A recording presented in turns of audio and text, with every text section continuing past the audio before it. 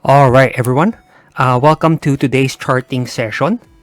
Sa mga hindi pa po nakakaalam what we do here, tinitingnan po natin yung trending names list and that's provided for by Investograms. You usually find it on the right hand side of your screen if gumagamit po kayo ng Investograms, no? Or kumukuha po tayo or pinagbibigyan po natin ng ibang mga chart requests. Usually po, it's a mixture of both. And today is no different, though as with yesterday, I'm focusing a bit with chart requests para lang mapagbigyan ko as much as possible yung karamihan ng tao, no? Alright. So let's start with MBT. Okay, MBT, we broke out of this range here. Okay, there was a range here. We broke out of it yesterday. Same with the other banks. Okay, tapos may continuation tayo ng konti today. However, resistance can be found next dito sa 50 na area. And upon breaking out from that, meron tayong resistance around 52, no? Kung saan may previous na double top. To trade this for me, kung hahabol pa lang, parang medyo mahirap, no? Kasi again, it's really hard to assess saan mo ilalagay yung stop mo. Okay, let's remove these blue lines para lang mapakita ko na mas maayos, no? Let's say, nalaglagay ka ng stop beneath this candle. Sabi mo, ayaw mo nang bumaba sa line na yan.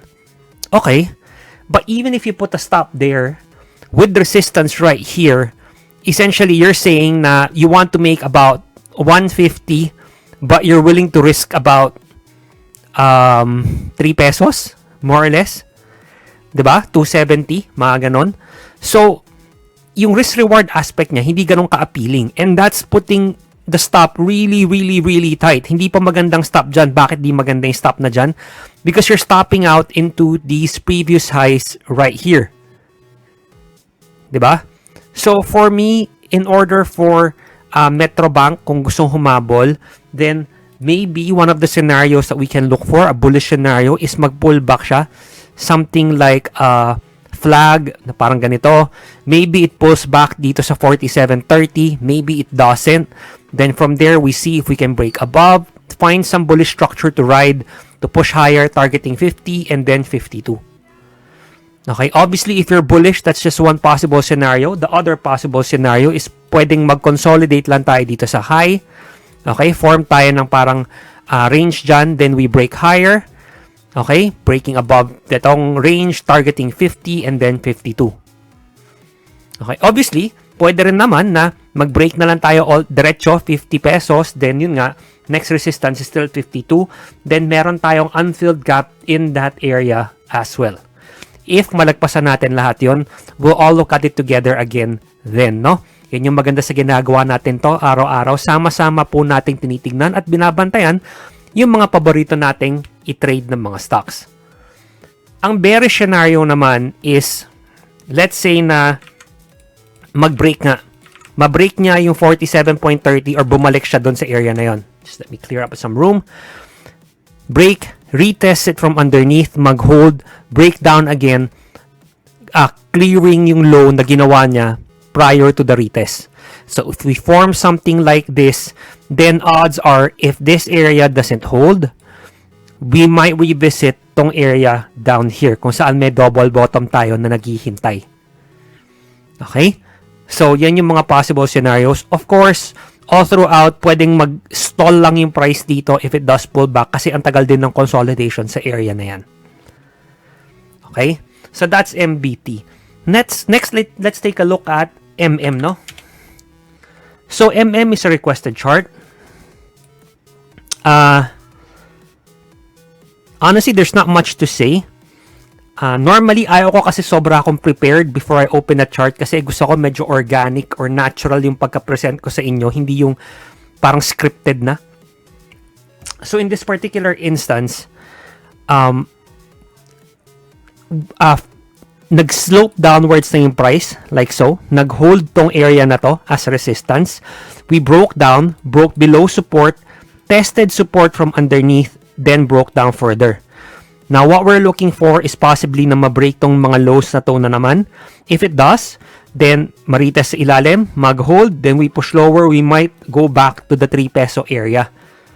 Okay, unfortunately, despite na may cup and handle pattern siya dyan, talagang nauntog siya sa resistance, ano? Malakas yung resistance dito. I was thinking na if mabasag tong 4.23, then possible na ma-fill natin yung gap na naiwan dito. Unfortunately, we never got there. We tried to break above it, hindi kinaya, close beneath it, broke down, tried again here, hindi kinaya, broke down, tried again, hindi pa rin kinaya, broke down, then nabasag na nga yung support natin. So if you're bullish ng MM, what you want to see is for it to at least reclaim 3.84 sooner rather than later. Then maybe it trades within this range muna as it decides what it wants to do. What it would look like kung mangyari yun is magkakaroon ng isang parang malaking range dito. Pag ganon, pwede niyang gamitin to para bumuelo to eventually break above this, then yun nga, maybe target the gap or higher. Alright, but right now, with the current structure, it's not looking particularly appealing pa. Okay, hindi pa siya nag-present ng any type of reversal or any type of entry. Okay, we want to wait and see what it does. Again, if it breaks below these lows here, then odds are we might come revisit tong 3 pesos na area. Then from there, all bets are off. If we can break yung 3 pesos, then we might pull deeper. Diba? Maybe go back to this low here around 2 pesos, or maybe these will hold as support. Tingnan natin, no? Kung anong mangyayari kung sakali man na maging ganon. But again, it might just come back, hold above it, trading range, bigger range, then see if we can break above 4.23. Next, let's take a look at MWIDE. So MWIDE, may natanggap akong tanong sa YouTube, nag-breakout na ba yesterday here, no? Yung yesterday's candle, technically, it did break out off this range. Okay? Which we discussed. And this range is nice kasi this was previous support here, previous resistance, di ba? Support, support, resistance, support. So we did break out of that.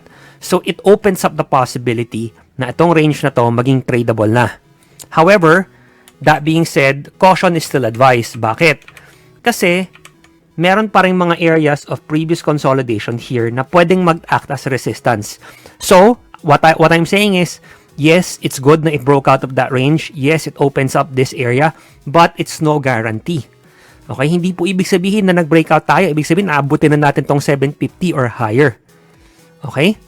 Hindi po yun ibig sabihin nun. Ibig na sabihin, the odds are a bit more in our favor, pero kailangan pa rin natin pagplanuhan ng maayos. Let's say na you did enter at the close of this candle here. Diba? Saan tayo magalagay ng stop?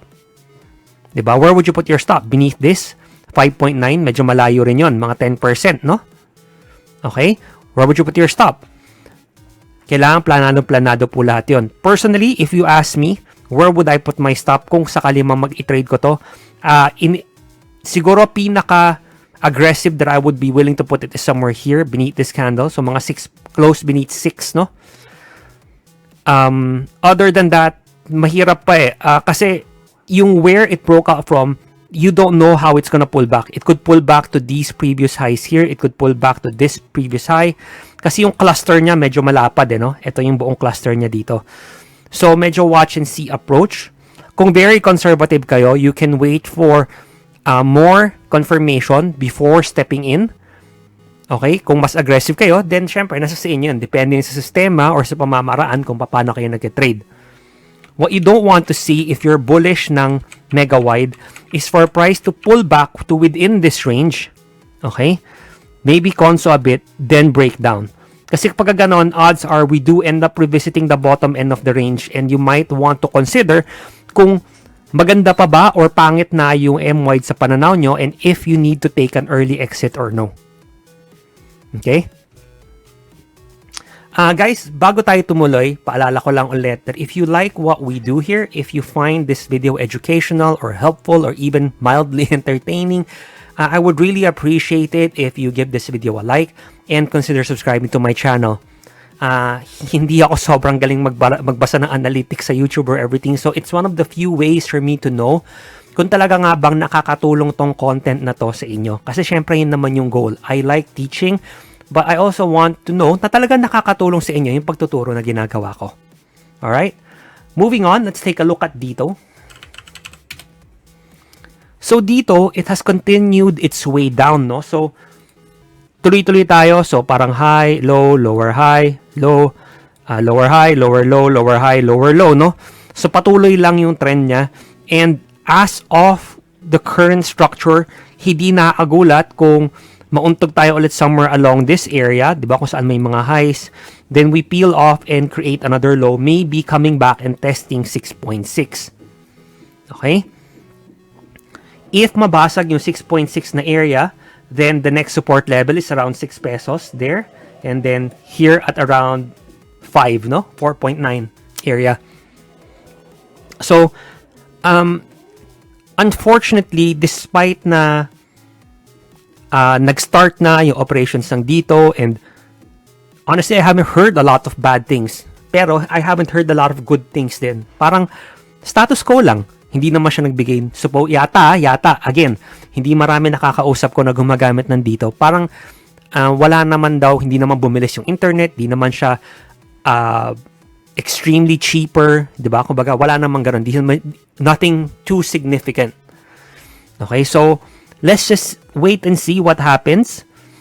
Kung na-trade nyo to on the way up here, then congratulations. I'm sure kung na-trade nyo man to pataas and nung nag-pull back dito, yung trail stop nyo na hit and you would have still gained at least a little bit from dito. But right now, for me, wala pa siyang binibigay na bullish signal talaga ulit na possible reversal or anything. Mahirap sumalo, lalo na ganito yung maliliit na candle na parang nag-grind lang in one direction. It's really, really hard to catch kapag sa mga ganong opportunities. Kung meron nga bang pagkakataon na i-trade siya. Alright? If you're looking to be more bullish siya dito, the move that I wanna see right now is for it to clear above 9. Yes, I realize medyo malayo, but pwede, ang tindi niya rin kasi mag-fake out sa totoo lang. So, above 9, 9.2 na area, para talagang patunayan lang niya yung sarili niya. Kumbaga, break above this trend line, break above this white zone, break above resistance. Then that opens up this area hanggang 10.34 to possibly trade with. And then finally, let's take a look at ABS, no? Alright, so ABS, after printing this bearish candle here, itong very, very wide bullish, bearish engulfing candle, price came back, traded above itong previous resistance, turned support, diba? And then we've held above that since. Right now, ang pinakamasasabi lang natin dito is it's ranging, quite a wide range dito sa taas. So, if you're looking to just get in, wala pa kayong position, then maybe you want to wait for some confirmation na tutuloy tayo. Maybe break above 16.86 to open up this range. No, kaysa na dito kasi alanganin saka magi-stop out. Put it here, ang layo 'Di ba? Hindi maganda yung risk reward considering the resistance is right there. 'Di ba? Saan ka papasok? Hihintayin mo ba lumubog konti? Ganon. Parang nasa alanganin talaga. I realize na maraming tao ganito yung strategy, and I'm not saying it doesn't work. Okay? It does for them. And that's very good for all of those people who use this type na bumibili sa consolidation sa highs. It's just that for this particular chart, it's hard for me to ascertain saan talaga yung pinakamagandang stop niya. And etong stop na to, number 1, hindi ko na nga sobrang gusto. Number 2, hindi pa maganda yung risk reward. Okay? So, again, the bullish scenario is for it to break above 16.86, see if it can hold from there, then open up the trading range above. Okay, so open up this trading range here. What we don't want to see is bumaba yung price, break below tong bearish engulfing candle na to, move underneath, hold, come back. Baka bumalik tayo dito sa white range, white zone na to. And if this zone doesn't hold, then we might come back and visit this open gap right here. Alright? But right now, there's really not much else to say about ABS. It's not really an easy trade in the sense na hindi siya nagbibigay ng mga paborito ko na hanapin ng mga setups. It's more of, pataas siya, bibili ako in the hopes of it goes higher. Medyo, for lack of a better term, buy and pray, diba? Diba? I know na it's very typical na kapag mag-election na tumataas ang ABS, tumataas ang GMA. But other than that approach, nahirapan akong hanapan siya ng matinong entry. Dahil yun nga, parang kunyari ganito, nagkokonso siya, parang ang hirap naman tansyahin yung magandang stop loss. Alright? So that's it for today, guys. No, I hope na nagustuhan nyo tong daily charting session natin. And as always, maraming salamat po sa panonood. I really appreciate it. Good luck and happy trading.